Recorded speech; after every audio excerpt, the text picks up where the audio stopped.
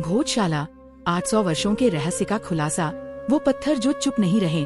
क्या आपने कभी सोचा है कि जमीन के नीचे दबे कुछ बेजान पत्थर, टूटी मूर्तियाँ और खंभे सदियों बाद अदालत में गवाही दे सकते हैं? या कोई विशाल इमारत 800 साल तक अपनी असली पहचान छुपाए रख सकती है? मध्य प्रदेश के धार जिले में एक ऐसी ही रहस्यमयी इमारत है। एक पक्ष इसे मां सरस्वती का मंदिर भोजशाला मानता है, दूसरा इसे कमाल मौला मस्जिद कहता है। ये विवाद 512 साल से सुलग रहा था और पिछले 39 सालों से अदालतों में लटका था। ये इतिहास की खोई कड़ियों को जोड़ने, आधुनिक विज्ञान और न्यायपालिका के धैर्य की अद्भुत कहानी है। तो चलिए समय के पहिए को पीछे घुमाते हैं। अध्याय 1, ज्ञान का मंदिर और इतिहास का खूनी पन्ना। 11वीं सदी में परमार वंश के राजा भोज ने धार में एक भव्य विद्यालय बनवाया, भोजशाला। यह संस्कृत और शास्त्रों का अंतर्राष्ट्रीय केंद्र था। यहाँ वाग्देवी माँ सरस्वती का मनमोहक मंदिर था। लेकिन हर कहानी में एक आक्रमणकारी आता है। 1305 में अलाउद्दीन खिलजी ने मालवा पर हमला किया। उस दिन भोजशाला में 1200 से अधिक मासूम छात्र और शिक्षक मारे गए। ज्ञान का मंदिर श्मशान बन गया। 1401 में दिलावर खान ने मंदिर को मस्जिद बनाने की असफल कोशिश की। 1514 में सुल्तान महमूद शाह खिलजी ने कमाल मौला मस्जिद और मकबरा बनवाया, मूल ढांचे को तोड़कर उसी के मलबे पर। यही वह दौर था जिसे आर्किटेक्चरल कॉन्क्वेस्ट, वास्तुकला पर विजय कहा जाता है।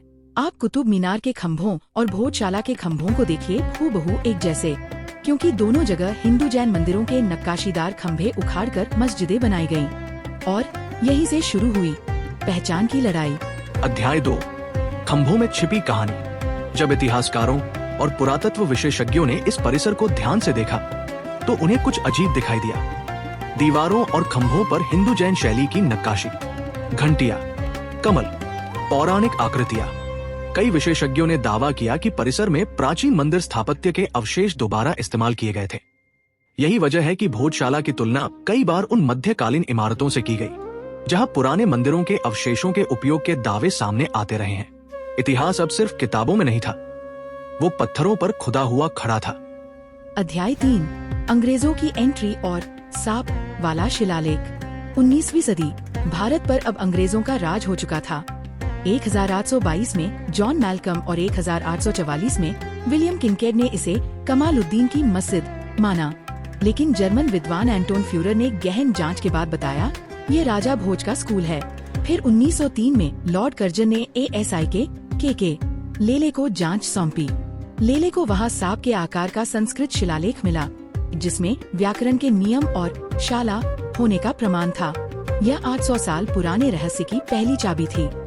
उन्हें मेहराब में काले पत्थर की स्लैब पर लिखा पूरा संस्कृत नाटक पारिजात मंजरी भी मिला। 1875 की खुदाई में वाग्देवी की अलौकिक मूर्ति मिली, जो आज भी लंदन के ब्रिटिश म्यूजियम के कांच के पिंजरे में कैद है। कुछ विद्वान इसे जैन देवी अंबिका मानते हैं, पर यह राजा भोज काल की वाग्देवी का ही रूप है। अध्याय 4, 2003 का जुगाड़ और न्याय के दरवाजे पर दस्तक। आजादी के बाद भी विवाद नहीं सुलझा। 1935 में धार रियासत ने यह परिसर मुसलमानों को सौंप दिया था। 7 अप्रैल 2003 को SI ने एक अस्थायी व्यवस्था बनाई।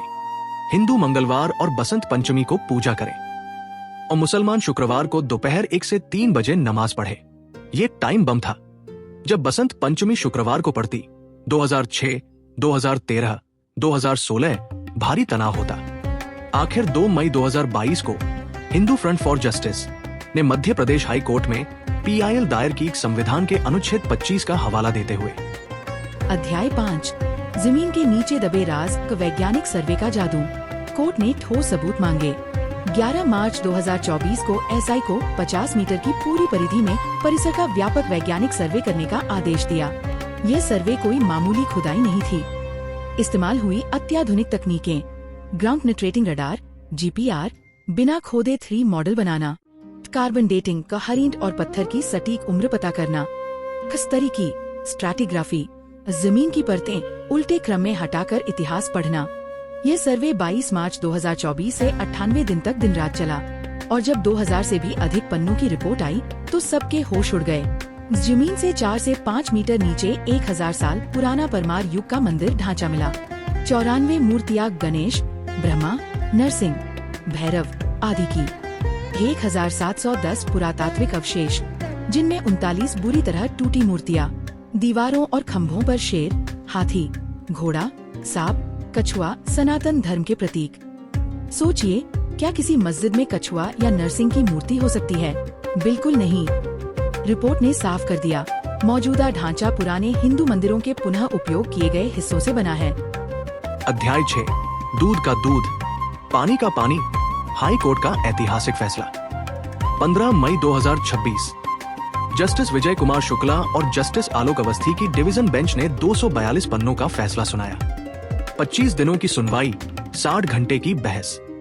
फैसले की मुख्य बातें: 1935 और 2003 के आदेश रद्द, नमाज पर पूर्ण प्रतिबंध, केवल हिंदुओं को पूजा का पूर्ण अधिकार, क्योंकि सदियों से हिंदुओं की पूजा निरंतर जारी थी।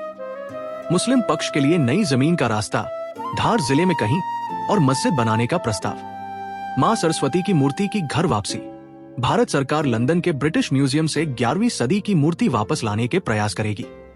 यह फैसले का सबसे भावुक हिस्सा था। एएसआई का सख्त नियंत्रण लागू करते हुए पूरे परिसर का संरक्षण एएसआई को सौंप दिया गया। फैसले के बाद धार में पुलिस बल तैनात, हिंदू पक्ष में जश्न, वहीं मुस्लिम पक्ष ने रिपोर्ट को पक्षपाती बताते हुए सुप्रीम कोर्ट जाने की बात कही। हिंदू पक्ष ने पहले ही कैविएट लगा दी, ताकि उनकी बात सुने बिना कोई स्टे ऑर्डर न आए। तो निष्कर्ष क्या आया? ज्ञान और अस्तित्व की जीत। और ये सीख मिलती है कि इतिहास चीख चीख कर गवाही देता है। 39 साल अदालतों में 1305 के और उसके बाद के अनेकों खूनी नरसंहार के उपरांत भी हिंसा नहीं, लोकतंत्र का रास्ता। घोटशाला सिर्फ इन पत्थर नहीं है, ये उस ज्ञान और अस्तित्व का जीता जागता प्रतीक है, जिसे तलवारें नहीं काट सकी और धूल नहीं मिटा सकी। अब सबकी निगाहें इस पर टिकी हैं, क्या माँ वाग्देवी की वो मूर्ति लंदन के कांच के पिंजरे से आजाद होकर अपने 1000 साल पुराने घर धार वापस लौटेगी? ये तो समय ही बताएगा, लेकिन उम्मीदें पहले से कहीं बुलंद हैं।